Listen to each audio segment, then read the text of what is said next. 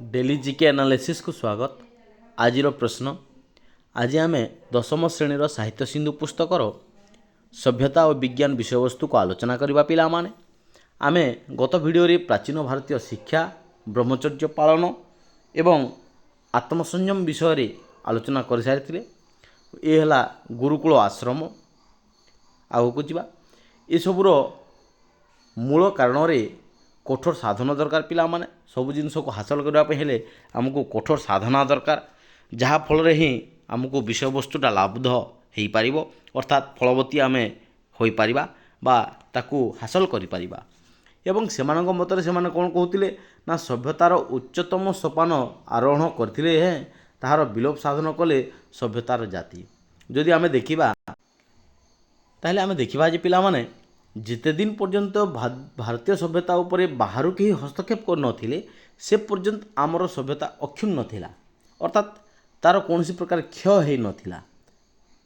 किंतु जितेबले भारतीय सभ्यता को अन्य सभ्यता माने कौन करचंती ना हस्तक्षेप करचंती। एग्जांपल रे आमे नै जिबा पिला माने जदि आमे देखिबा ताहले जदि मोगल माने आमर भारतीय सभ्यता को बा हिंदू सभ्यता को हस्तक्षेप कर नथिले से पर्यंत आमर सभ्यता एकदम भलो थिला, अक्षुण्ण होगी थिला। किंतु जेतेबले मोगल शासक को माने जेतेबले आसिकी कौन कले ना हस्तक्षेप कले, जहाँ फल रे आमर सभ्यताटा कौन होगला ना क्षुण्ण होगला।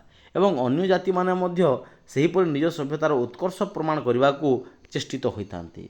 समस्त सभ्यता समस्ते कौन करती ना चाहती जमती हेले भी तांकर सभ्यताटा टिके अक्षुण्ण रहू एवं उत्कर्षतार गोटे प्रमाण करिथाउ। निज सभ्यता को सेमाने कौन चाहती ना उन्नत बा उन्नततर करने से चाहती पिला माने।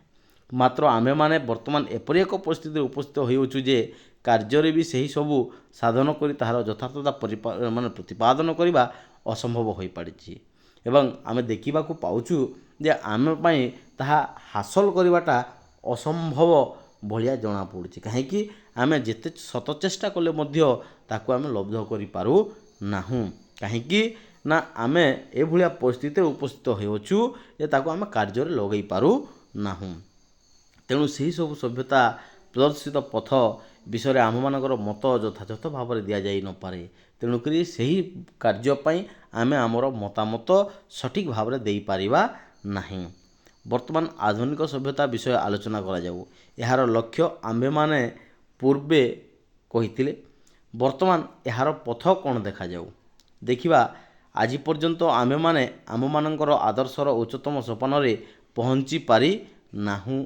आमे जो सभ्यता को लेकिन एते आलोचना करूँ पिला माने से सभ्यतार चरम सीमार आमे पहुँची पारि नाहु ए पर्यंत। एवं तार जो उच्चतम सोपान अच्छी से उच्चतम सोपान पर्यंत आमे जाई पारि नाहु। अन्यान्य सभ्यता मानक परि यार लक्ष्यस्थल रे उपस्थित हेबाकू बहुत समय दरकार बोली अनुमान करा जाउची। आमे जदि आमर लक्ष्यस्थल रे पहुँचवाकू हबो ताहले आमको कौन दरकार ना आमको समय दरकार। यार शेष फल कौन हम ता भविष्य गर्भरे निहित। आमे वर्तमान ताकू निष्पत्ति नहीं पारिबा नहीं बा तार आकलन करि पारिबा नहीं किंबा ताहाकू आमे कहि पारिबा नहीं। किंतु वर्तमान केवल परीक्षण ही चलछि। एबे आमने कौन चलछि ना परीक्षण चलछि, किंतु यार फलाफल बा रिजल्ट बा भविष्य गर्भरे ताहा रही जाइछि, ताकू केही भी मध्य सठिक भाव रे कहि पारिबे नहीं। आधुनिक सभ्यतार लक्ष्यस्थल रे पहुँचवाकू आमे माने विज्ञान को ही कौन करथाउ ना अवलंबन करथाउ। वर्तमान सभ्यता आधुनिक सभ्यता को पहुँचवा हेले आमको कौन करने पड़ो ना विज्ञान को ही अवलंबन करने को पड़ो। विज्ञान री आम सहारा नेबाकू पड़ो। तेबे विज्ञान आम मानकर अवलंबन थिबा स्थले ताहा कौन और तत्साहाय्य आमे माने किपरि अग्रसर होइथाउ और किपरि लक्ष्यस्थल रे पहुँची पारिबा ताहा जानिबा पई आम मानकर चेष्टा अनवरत लागि रहिछि। आमे शत चेष्टा करिबा दरकार, जहाँ फल आमे आमर लक्ष्यस्थल रे कौन करि पारिबा ना पहुँची पारिबा एवं आमे जानि पारिबा जे आमर लक्ष्य कोटा एवं ताहा केमती हासिल करा जाई परिबो। तेणुक आमको कौन करबाक पड़िबो ना चेष्टा मध्य करबाक पड़िबो। कौ भलिया चेष्टा करबाक पड़िबो ना अनवरत कंटिन्यूअस आमको एफर्ट देबाकू पड़िबो, कंटिन्यूअस प्रैक्टिस करबाकू पड़िबो। जहाँ द्वारा आमे जानिचु पिला माने practice makes a man perfect. ताहले आमे चेष्टा द्वारा ही कौन हो पारिबा ना गोटे भल हो पारिबा। विज्ञान को ବ୍ୟାପକ ଅର୍ଥରେ ବ୍ୟବହାର କଲେ ଆମେମାନେ ଜାଣୁ ଯେ ଯେକୌଣସି ବିଷୟରେ ସମ୍ୟକ ଜ୍ଞାନକୁ କ'ଣ କୁହାଯାଏ ନା ବିଜ୍ଞାନ କୁହାଯାଏ। ବିଜ୍ଞାନର ସଂଜ୍ଞା କ'ଣ ପିଲାମାନେ ନା କୌଣସି ବିଷୟରେ ସମ୍ୟକ ଜ୍ଞାନକୁ ବିଜ୍ଞାନ କହିଥାନ୍ତି।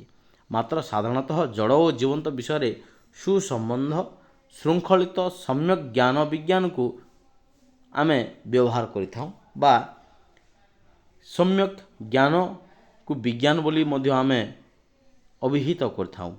ଏଣୁ ସାଧାରଣ ବ୍ୟବହୃତ ଅର୍ଥ ଯାହା ବ୍ୟାପକ ଅର୍ଥରେ ମଧ୍ୟ ତାହାକୁ ହିଁ ବୁଝେଇଥାଉ। ସାଧାରଣ ଅର୍ଥରେ ଯାହା ବ୍ୟାପକ ଅର୍ଥରେ ମଧ୍ୟ ବିଜ୍ଞାନର ଅର୍ଥ ହେଉଛି ତାହା। କାହିଁକିନା ଜଡ଼ ଓ ଜୀବନ୍ତ ବିଷୟ କହିଲେ ବିଶ୍ୱବ୍ରହ୍ମାଣ୍ଡର ସକଳ ପଦାର୍ଥକୁ ତନ୍ମଧ୍ୟରେ ଏକତ୍ର କରାଯାଇପାରିବ। ଜଡ଼ ଏବଂ ଜୀବନ୍ତ, ସଜୀବ ଏବଂ ନିର୍ଜୀବ, ଏହି ସଜୀବ ଆଉ ନିର୍ଜୀବ ଭିତରେ ସାରା ବିଶ୍ୱବ୍ରହ୍ମାଣ୍ଡ ସମାହିତ ହୋଇପାରିବ। ଏଣୁ ଏମାନଙ୍କର ବିଭିନ୍ନ ବିଷୟ ମାନେ ବିଭାଗକୁ ବିଭିନ୍ନ ପ୍ରକାର ଜ୍ଞାନ ଯାହା ବିଶ୍ୱବ୍ରହ୍ମାଣ୍ଡର ପ୍ରତ୍ୟେକ ପଦାର୍ଥ ବିଷୟରେ ଜ୍ଞାନ ଲାଭ ହେବା ତାହା ସୁତରାଂ ଆମମାନଙ୍କର କଳାବିଦ୍ୟା, ଦର୍ଶନ, ମନସ୍ତତ୍ତ୍ୱ, ଇତିହାସ ପ୍ରଭୃତି ଯାହାକୁ ସାଧାରଣ ଲୋକେ ବିଜ୍ଞାନ ବୋଲି ଭାବି ନଥାନ୍ତି ସେ ପ୍ରତ୍ୟେକ ମଧ୍ୟ ହେଉଛନ୍ତି ଗୋଟିଏ ଗୋଟିଏ ବିଜ୍ଞାନର ଅଂଶ ବା ଅନ୍ତର୍ଗତ।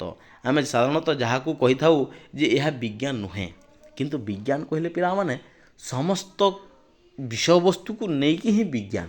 ଯେମିତି ଆମର କଳା ହେଲା ଆର୍ଟସ୍ ଯେଉଁଟା ଆମେ କହୁଛୁ, ଦର୍ଶନ ଫିଲୋସଫି, ମନସ୍ତତ୍ତ୍ୱ, ଇତିହାସ, ଭୂଗୋଳ ଏ ସବୁର ସମାହାର ହେଉଛି ହିଁ କ'ଣ ନା ବିଜ୍ଞାନ। ଅନବରତ କହିଲେ କ'ଣ ସବୁବେଳେ ବୁଝାଏ। ସମ୍ୟକ କହିଲେ ବିସ୍ତୃତି, ନୈତିକ କହିଲେ ନୀତି ନିୟମ ସମ୍ବନ୍ଧୀୟ। ତାହେଲେ ପିଲାମାନେ ଆଜି ପାଇଁ ଏତିକି। ଧନ୍ୟବାଦ। ପୁଣି ଦେଖା ହେବ ଅନ୍ୟ ଏକ ଭିଡ଼ିଓରେ।